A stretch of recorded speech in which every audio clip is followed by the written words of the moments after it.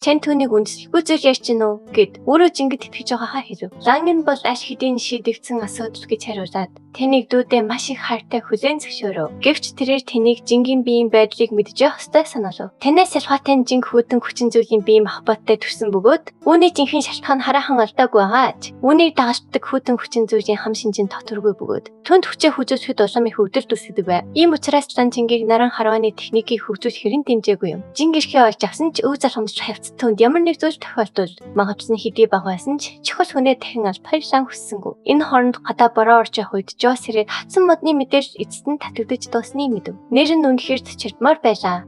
Энэ нь нөхрийн хотын хар мод болох хоёр ухаарсан ч ганцхан модыг тоглоомгийн гад дүнжин гэж ангилсныг гахав. Тэрээр энэ мод ямар нөөц агуулж байгааг сонирхож эхлэв. Яг тэр мөчид хин нэгэн хаалга ташив. Жо хаалгаа нийхэд бороо нэвт норсон жин зогсож байлаа. Тэр амссан өсөөрөө эцсийн тулаан хийхийг шаардав. Жо түүнд биеэ арч хажуур өгөөд ямар нэгэн тулаан хийхийг зөвшөөрснөө санахгүй байна гэж хэлв. Тэр түүний өрөөдөө давхарт байгааг сануулад биеэ хатаасны дараа буцахыг зөвлөв. Жин Жог домогт ангилж руу тэгшиж хүчрэх хамтрагч тэжээвэр амтантай болсон байж яагаад ирвэцээд байгаа юм асуув. Жо жингийг ариун газрын нэрхээс бож ирснийг мэдэж байгаа ч өөрөө үнийг сонирхгүй байна гэж хариулав. Хэрв тэр үнийг маш их хүсэж байгаа бол Лан дээр очиж жингид буцааж өгөхийг шаардж чадна гэдгийг хэлв. Жин Жог яллаа гэд юу ч батлахгүй гэдгийг хүлээн зөвшөөрсөн ч үүнтэй явжирч чадахгүй байлаа. Тэрээр ариун газрын нэрхийг авах чадвартай гэдгээ батлахын тулд амь насаараа дэнчин тасан гэдгээ тайлбарсан уйж твшив. Гэвч Жо үнийг маш амархан олж аваад тоосонгүй. Мөн наран харвааны техникийг хөгжүүлэх боломжтой мөртлөө үнийг нандинахгүй байв. Жинг өөрөө хөгжүүлэхийг хүсэж байхад өвдөлтийг төвчих хэрэгтэй болдог. Харин Жо хүйтэн хүчин зүйлийн биеийн өвдөлтөөс зайлсхийж чадж байгаад хондлоо. Яг тэр үед Жо руу шон утасдаж тэдэнтэй хамт төвхийн хотлоо явсан хүмүүс түүний дотор тэр өглөө өгсөн байж та олцсныг дуулах. Мэдээг сонсоод Жо жинг хоёр шонтой уулзахаар яран атсан бөгөөд шонтын жингийг хараад гайхав. Жо тэдэнтэй хамт хэмжээс бүслүү ялсан хүмүүсийн зарим нь өгсөн нь үнэн үү гэж асууваа. Шон тэднийг гинт зүрхэн зогсож өгсөн үнэн гэдгийг батлав. Тэрээр нэрсийн чагсаачдыг харсан бөгөөд тэр таван хүн бүгд хар модонд хүрсэн байжээ. Жо Шоныг ч гэсэн модонд хүрснийг санаалаад хэрв энэ үнэхээр модны хүчнээс болсон бол Шонч бас аюулт орж магадгүй гэв. Шон модонд тухай коллежид мэдгдсэн боловч мөрдөн байцаах багийнхны хэлснээр хөл төвшийн хотоос модны ямар ч мөр олдоогүй гэж тайлбарлав. Жо тэгвэл мод алга болцсон гэсэн үг үү гэж асуулав. Энэ хэрэг маш нацтай бөгөөд ер бусын байсан тал армийн хүртэл хяналтандаа авч коллеж хөндлөнгөөс орж хот хэцүү болжээ. Жо тэгвэл тэд ван болон бусад хүмүүсийг шалгаж чадахгүй гэсэн үг үү? Химэн гайхав. Жин тэднийг дагууч явж чадна гэдгээ хэлв. Шан жингийг агэр бүжих гэдгийг тас мартцнаа хүлээн зөвшөөрөв. Жин Жог өөрт нь тус хөрөхтэй болохыг шаардав. Жо тэр нь ямар тустай хайг лавлав. Жин хараахан шийдээгүй байгаа бөгөөд бодож очиод хэлнэ гэж хариуллаа. Тэднийг явах үед Жо Шонигч бас модонд хүрсэн тул ямар нэгэн ер бусын зүйл мэдрэгдүүл уцтаарэ гэж хэлв. Үүний дараа Жин сунгаа шинлүү уцтлаа. Жо өнөөх модыг ажиглаж өглөөнийхөөс өөр болсон байгааг анзаарав. Мөчрүүд дээр хүзүүлсэн цэцгийн дахиа шиг харагдаж байв. Тэр тоож үзээд модонд хүрсэн оюутнуудын тоодоо тэнцүү буюу 5 дахиад байгааг ухаарлаа. Энэ мод хэрэгт холбоотой байх магадaltaй бачсан Жо нэгэн хачирхалтай зүйлийг олж мэдэв. Дүнжанууд бодит байдал дээр үндэслэгддэг ч тэдгээрийн оршин тогтнож бие биедээ нөлөөлөх хүсэхгүй байв. Гэвч хар модны нөлөө түүний утас дээр илэрч байлаа. Тэрээр дүнжин бодит өжд хариу үйлдэл үзүүлж гэн гэж тааварсан бөгөөд энэ нь жинхэнэ дүнжин биш байв. Харин хамтрагч өндөр хэрхэн ажилтгтай адилж бодит байдлын мэдээллийг утас руу хуулж байгаа хэрэг байлаа. Жин Жогийн утсыг булааж аваад дэмий толгой болж хөдөлгөө гэж хэлв. Дотор нэгэн эр баг зүүсэн өөрний хөрөө уурсан дайрч байлаа. Нөхцөл байдал тодорхойгүй байгаа тул энэ талаар хэтэрхий их бодохгүй байхыг түүнд хэлв. Багтаа эр модонд хүрсэн оюутнуудыг задлан шинжилгээнд оруулахыг санал болгов. Тэд нөхцөл байдлын талаар ямар ч ойлголтгүй байгаа бөгөөд үүнийг илүү гүнзгий мэдхийг хүсэж байна гэж багтаа ирж тайлбарлав. Оюутнуудын сэтгцийн үйл ажиллагаа зогссон тул тэд үндсэндээ хүсэнтэй адил байв. Тэд юу ч мэдэхгүй байгааг тэр ирхлээд багтаа ир тэднийг үнэхээр задлах гэж байгаа эсхийг асуув. Доктор Яны оролцоог харгалзан үзээд Ван Гербүлийн эцэг болон Сяна нас барсан оюутнуудын дунд байгааг тэр тэмдэглэв. Багтаа ир нэг оюутныг тэр ир дүртэйгээд үлдсэн дөрвийг нь өөрөө авах шаардав. Тэр ир тэдний хэнийг ч өгөхгүй гэж хэлэндээ толзов. Багтаа ир үргэлж талаанд өргөцсөн цэргүүдийг төсөлтийн объект босгохоор хайдаг байсныг тэр санаалав. Тэр эрдөө дөрвийг хүсэж байгаа бөгөөд тэд одоогоор үхэл амьдарчийн загт байгааг багтаа ир тодтов. Тэдэнд байгаа тэрхүү ир басын хүчний их усвэрийг олж мэдхийг хүсэж байгаагаа хэлээд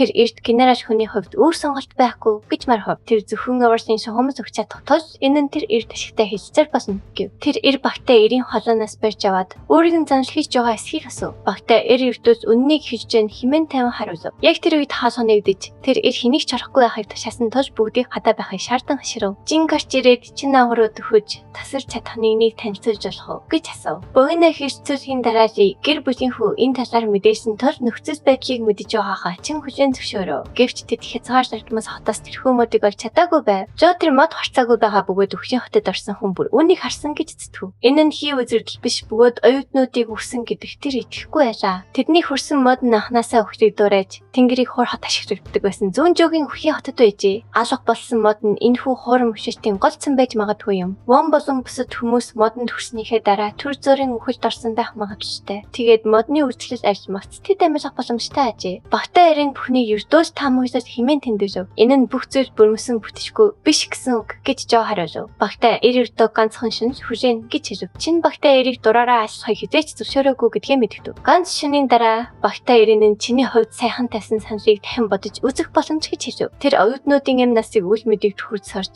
эцсийн эм сул нэрсийг санаж байлаа. Тэднийг аврах тал дээр багтаа эр хүртэл хүчин мөксдөж байв. Тэр чинь шаардлагыг нь ноцтой бодож үзхийг анхааруулад тэхгүй бол эцэст нь юу ч хөө хоцрох болно гэв. Оюутнуудын эм сорогдож гэн гэсэн багтаа эрийн яриг Жо дахин давтан хэлв. Шүүх эмэргийн шинжээчэн бол цэргийн бүртгэлтэй туулсан зэрэглэлийн гишүүн гэдгийг чинь дурдв. Андерсын гэрч хүчний техникийн сүнстэй холбоотой тул ям өөрийн эзэмшил байгаа хүний андерсын төлөв байдлыг мэдэрч чаддаг байв. Жин Жоогоос дараагийн алхам нь юу болохыг асуув. Жо угаалгын өрөө орлоо гэж хариулв. Угаалгын өрөөнд ормогцоо Жо уцаа шалгаад хурдан хөдөлгөх хэрэгтэйгээ ойлгов. Шүүхийн эмч чинийг эргэж бүцэлдэхгүй зүйл рүү шахахаас өмнө буюу тэднийг үнэхээр задлан шинжлэхээс өмнө амжих ёстой байв. Тэр хаалгыг нээгээд модны дахиад цэцэрж эхэлснийг олж харав. Яны хэлсэнтэй холбож үзвэл 5 цэцэг ургаж байгаа нь 5 оюутнаас андерсын гэрч хүчийг сарж байгаа гэж бич байна гэж тэр бодов. Тэр дахиад устгахаар шийдэж нэгийг нь давчлах үед Сеогийн нүдэ нээв. Жинүүнийг анзаарсан бөгөөд багтаа эр болон яндар шалхахтай өвхийн байдал байх ёстой хүн яаж ийм байх боломжтой гайхав. Ямар нэг зүйл буруу байгаа нэгт бөгөөд Жогийн төр зүрийн өвхийн тухай таамаглаж зөв байх магадлал усан бүр нэмэгдсэнийг чин тэмдэглэв. Тэдний биеийн байдал сайжраагүй хатоош баярлах болоогүй гэж мэдэгдэв. Жо одох төхөн хөтгөний бүтэн хүчээр дахиад устгах чадна гэж итгэлтэй хэлээд тэжээвэр амьдтай мод руу хангалттай давтахыг тушаав. Тэм бодонд хүрэхэд Жо түүнээс яагаад ганцаараа ирснийг асуув. Дараа нь тэнд дахиануудыг тастаж авлаа. Жо тэдний зүрх зэргийг гайхан ууртай хашгирсаар гарч ирэхдээ савсрээд нүдэн нохож байхыг харав. Чин тэдэнд вангэр бүлийн охины шалхахыг даашгсан боловч түүний бие зүгээр хаа болстой гээ. Сяо хан орж байгаа тул бүсэд оюутнууд ч удахгүй сэрхмэн очтой байлаа. Жогийн зүг байсан болтой. Ян надад сансандаа хүрч чадахгүй боллоо. Жо энэ бол зүгээр л ацаасан гэж хэлээд явхаар зэхэв. Чин Жогийн оролцоонд талхаж байгаагаа илэрхийлв. Жо тэнээр бүсэд дахиавч бас тасдуулах хэрэгтэй гэж бодов. Жин Жотой уцаар ярьж бүсэд оюутнууд ч бас аврагдсныг чин залгаж хэлсэн талаар дуулав. Жо зөвшөөрөөд уцаа таслав. Тин 5 цэцэг асандаа туйлын баяртай байв. Наханад эд зүйл болцсон тул юунд ашиглахаа мэдэхгүй Жо яхаг гайхаж байлаа. Өөрөө юу хийхээ мэдэхгүй байсан тул Жо тэнд төсөж идэж болно гэж хэлв. Тин нэгийг нь амандаа хийх гэж бодож Жо модон дээр дахин нэг нахиа ургаж байгааг анзаарав. Тэр нахааны иргэн тойронд алтан туяа байгааг харсан нь энэ нь шивэн байж магадгүй гэж хэлв. Жо шивэнийг дуудсан боловч шивэн ухаангүй шарн дээр хөвтөж байв. Түүнд ямар нэгэн зүйл тохиолдсныг Жо ойлгов. Тэр тэнд шин нахиаг бас тастаж авахыг даалгав. Нахиаг амгт шивэн сэрээд Жогдод нь зүгээр гэж хэлчихэд гинт буцаад унтжлаа. Модонд хөрөөж амьдралын эрч хүчин сорогддог байх гэж Жо таамаглав. Мөн энэ нахин хараахан цэцэглэж амжаагүй. Бүх мэд цэцэг болохыг тэмдэглэв. Хэрэг цэцэглэжгүй хин нэгэн хүч магадгүй гэж юм байна. Яах бол гэж тэр гайхав. Дараа нь тэр дахин нэг нахиа олж хараад тэр хараад эзэн модонд хичнээн хүн хүрсэн юм бол доо гэж бодов. Үйл явдал хязгаар шатмал хот руу шилжих бөгөөд шивэн нэг нь аратны зүргийг авч системд устгаснаар даалхавраа биелүүлв. Дараа нь тэр Жогоо сүүлийн өдрүүдэд яагаад энэ цэнхэр харагдаад байгааг асуув. Жо тэнтэй хамт тэрхүү гайтай модыг ажиглаа завгүй байснаа одоо л нэг шинэ нахиа урахаа болсон гэж тайлбарлав. Бурхан түүнд дахин ийм алтан даалхавар өгөхгүй байгаасай гэж тэр найдаж байв. Үйл явдал ван багш руу шилжих бөгөөд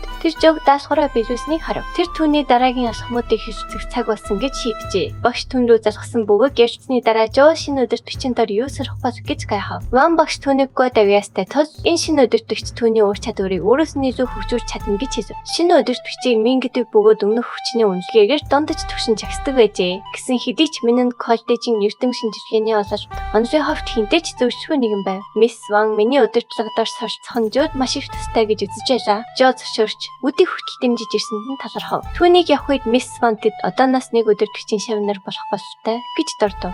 Тэгтэл ям болон нэгэн хүү ирсэн бөгөөд тэрхүү өдөртөгчөнд дахиад нэг шав авна гэж хэлснийг дордов. Одоо ямар асуудалтай оюутан нэр жоохон бол гэж гайхсан ч Жо байхыг хараад бүх зүйл тодорхой болов. Ян Жотой хасуун дотноор мэдчихэв. Ван багш тэр хоёрыг Жогийн хангийн шав нар болохыг тайлбарлав. Хүү Жо хуучин Зогийн агууруу дагуулсан очиж сайд буцаж ирснээ мэдэгдэв. Багш нь энд судалгаа хийдэг байсан газар гэж ян тайлбарлав. Гэвч багш нь ямар нэг зүйл шалгахаар Зогийн хотод доошоо бусан байжээ. Тэр мөчид сайд тэднийг хүлээж яснаас ишдэрснийг тэмдэвсв. Мөн тэр өдөр жижигргүй байсан ба шиндүүгээ өрөө очиж авахаас найдвартав. Хүү Сёг залхуу нэгэн гэж нэрлээд Сё бас Жогийн халах гэдгийг тэмдэвсв. Сё залхуу гэж дуудуулсандаа баг зэрэг бухимдав. Тэгээд Жо ирснээр тэр эцэст нь өөртөө ажраасаа чөлөөлөвчлөө гэж тэмдэвсв. Одооноос Жо тэр хараад идсэн гинжиг татах үргийг хүлээх болно гэжээ. Хүү Жод гинжиг харуулад энэ нь өдөртөгчийн өгсөн анхан шатны даалгаврын нэг хэсэг гэж тайлбарлав. Жод гинжиг бэшин татахыг даалгавсан байв. Гинж гүндээ санаж байгааг ажиглангаа тэр үнийг юунд зориулагдсныг асуув. Энэ нь доорх логийн хоттой холбогдсон бөгөөд үүнийг ашигладаг хэмээн хүү хариулав. Тэрээр агуугаас хаяа нэг хачирхалтай гэрж болон зогийн архиран сонсогддог гэж хэлээд энэхүү тусгай гинжиг тэдний багш үүний тулд дурсан гэв. Жод тэрхүү лог домогт гардаг юм тэмүү хэмээн гайхав. Зэн нь хинжээс хоёр дээр үндэслэн багшийн тамаг бөгөөд доор ямар нэг зүйл байлаач тэр нь зүгээр өөр нэгэн хинжээс тамтан байх болно гэж тайлбарлав. Жо гинжинд хүрэх үедээ маш хүйтэн мэдрэмж авч бага зэрэг өвдөлтийг мэдрэв. Зэн нэгээд логийн ходог үнэхээр хүйтэн толтын дундсан гинжч мөн адил хүйтэн байдаг гэж тайлбарллаа. Мөн тэрээр Жо гинжиг татахтаа ямар ч амин хүчний ур чадвар ашиглаж болохгүй бөгөөд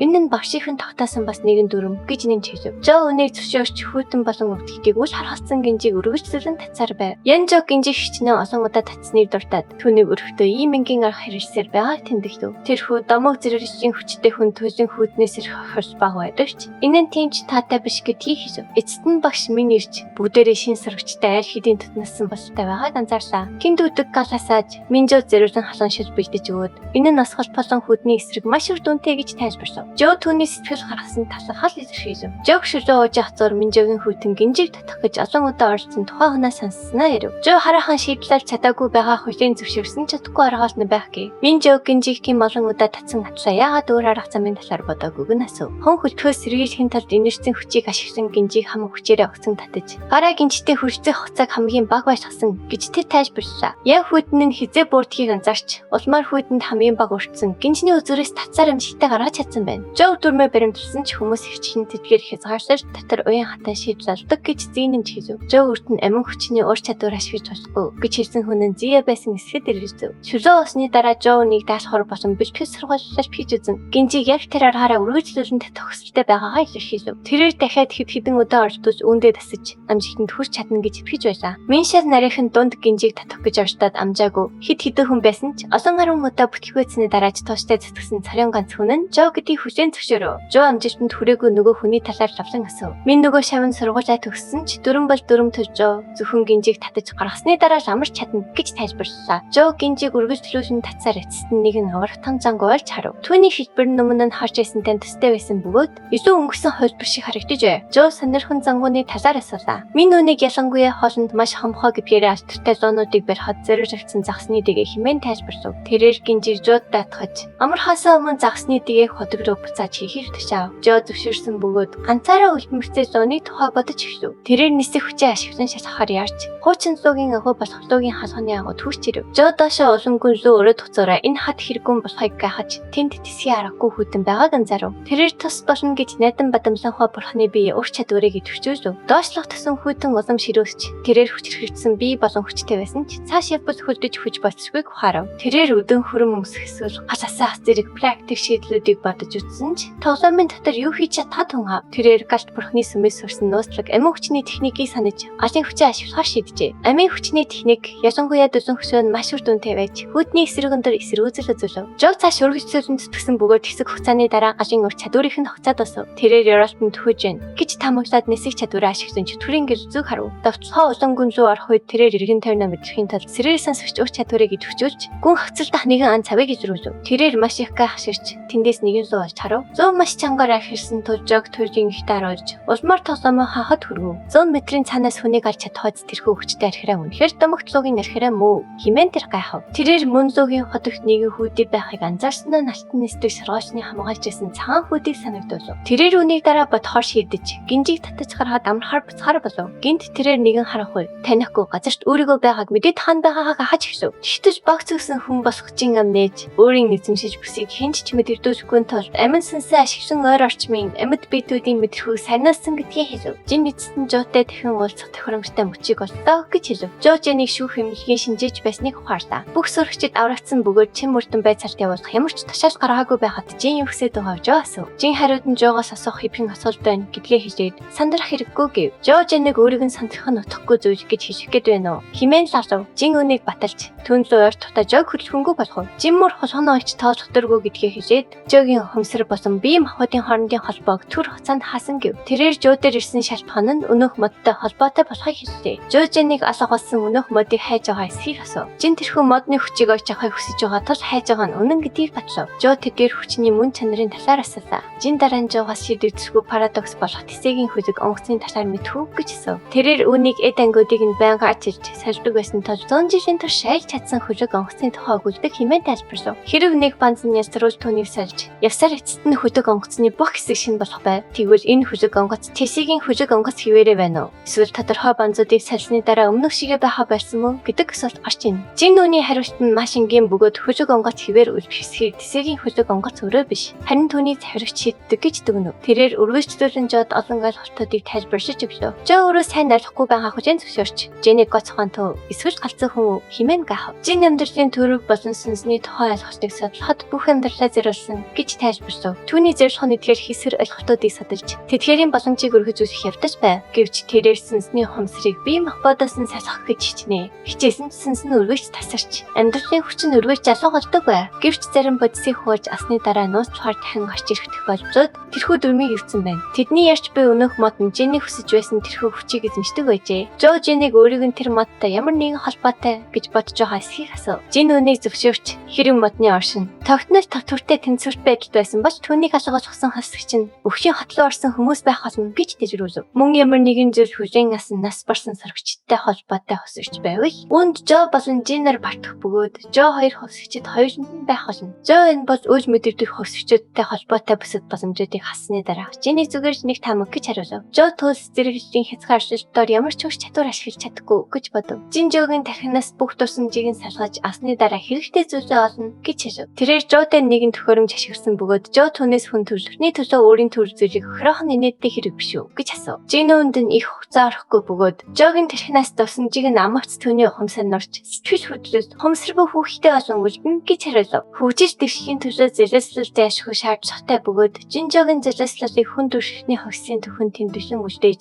тэрхүү нүглийг өрхөд бэхэн байв. Үүний дараа Жоо галын төвтлогоо ашиглан Жинийг урахад хүргэв. Жин өөрийнх нь таамаг зөв байсны хүлээн зөвшөөрч Жоод нэг нь нууцаагаад мэдэв. Жин сүнс өдөр төнөөдөө ашиглахыг оролцсон боловч энэ нь Жоод ямар ч нөлөө үзүүлсэнгүй. Гайхширсан Жин Жоо хэрдөө домог зэрэглэлийн төвшин татлаа хэрхэн ийм хүчтэй байж чадж байгаад итгэж чадахгүй байв. Жоо өөрийгөө холбогчийг осгож байна гэж тайлбарлаад Жин Жоо тотлоо. Гэвч өдөргүй Жоогийн бие хэвэн болж тэрээр цасаар бөөлжв. Тэр өөрийн амьдралын хувь зайны хүчнээс болж өгсөн анхны хүн болох болов гэж гайхав. Тэгээд тэр ухаан алдсан бөгөөд хэсэг хугацааны дараа Жоо сэрээд өөрийгөө өхөөгөөг мэдэв. Түүний хувцас байхгүй байсан ч бэрхлийг нь нэмжсэн байлаа. Түүнийг өндийг пижаш тод багш минь нь хөдөлгөө хэтхийг тушаав. Мин өөрийн амьдралын сүнсийг ашиглан Жоогийн мөчийн шархайг ангаасан ч хугарсан хавар. Гэмцэн дотор ихнэ бүрэн эдгээхэд Жоо тугацаа хэрэгтэй байв. Тэрний ярианаас Жоо өөрийг нь зээ болсон гэдгийг мэдж авчээ. Зээ Жоог авчрах үед бүх мэрдэн сувг нь ямар нэгэн хүчинд бицарч эргэн тойрны яс эрхтнүүд нь хүнд гэмцэн байхыг хараад мэмэл сачирсан байв. Жоо өөрийн эд зүйлсээс ямар нэгэн зүйл гэсэн үг гэж санаа зов. Мин Жоогоос өөрлөө хэн халтсныг мэдж байгаа эсхийг асуулаа. Жоо тэр явдлыг санахад хэцүү байна гэж хариулв. Тэрээр энэ халдлагыг Жинд тохоос илүү өөрийн амьдралын хувь заяанд дайруулсан гэж хэлэх нь зөв байх гэж бодов. Гэвч энэ нь хачирхалтай байв. Учир нь хүнээс өөрөөс нь төрдөг амьдралын хувь заяа биеийн хязгаарыг давах асгүй билээ. Харин хааны санаа алдлтын хувьд тийм биш байсан бөгөөд халдлага болох үед өөр нэгэн ухамсар түүний тархинд нэвтрэн орж ирэх шиг болсон юм. Мин Жоогийн болсон явдлыг санаж чадахгүй байгаа нь асуудалтай байна гэдгийг тэмдэглэв. Зээ Жоог цэсэн дунд хэвтэж байхыг болохдоо өөр хүний ямар ч мөр олж хараагүй гэдгийг хэлжээ. Жоо мөр үлдээгүйгээ хаж Жин газар дээр идэж бисэн үү гэж бодов. Учир нь тийм зүйл болсон бол газарт баримт үлдэх ёстой байлаа. Мин колчийн мөрдөн байцаах бартай холбоо барьсан тул үлдсэнийг нь тэдэнд даатгахыг санаж болох. Мин амьдралын сүнсээрээ Жоог гинжиж байхдаа түүний бичлээс нэгэн сонирхолтой зүйл аж мэджээ. Жоогийн зүрхнээс бусад бүх хэсэг хүнд гэмтсэн байсан бөгөөд зүрхийг нь өөр төрлийн хүч хамгаалж явах шиг байв. Хэрв энэ хамгаалтайгаагүй бол Жоо газар дээр өөхөх байсан юм. Жоо өөрийг нь ямар хүч хамгаалаад байгаа гайхаж хацрав. Минжог өөрийнх нь шав болсон эхний өдрөөс хойш өвчин нэрмэгтэр байсан гэж тайлбарлав. Жо үнийг үгүйсгсэн ч Мин түүний толгой гэлж хитрхи гинэн байна хэмээн шааслаа. Жо дараа нь миний ярьсан тэмдэглэлийн дэвтрийн талаар асуув. Тэгвэл Жо гүхийн нэрмэгээс орсон тэрхүү нууцлаг хүчний эзэн хин байв. Түүний хайж буй тэмдэглэлийн дэвтэрт ямар аимшигт үнэн нуугдж байгаа бас дараагийн хэсгийг бусдаас төрүүлж хамгийн ихэнд үзхийг хүсвэл дэргэсэн тэр төрийн банкны данс руу 5,000 төгрөгийн хандив хийгээрэй. Тэгвэл дараагийн хэсгийг тань нэн даруй гаргаж өгье. Таалагдсан бол лайк дарж, сувагсуу маань заавал бүтүүлээрэй.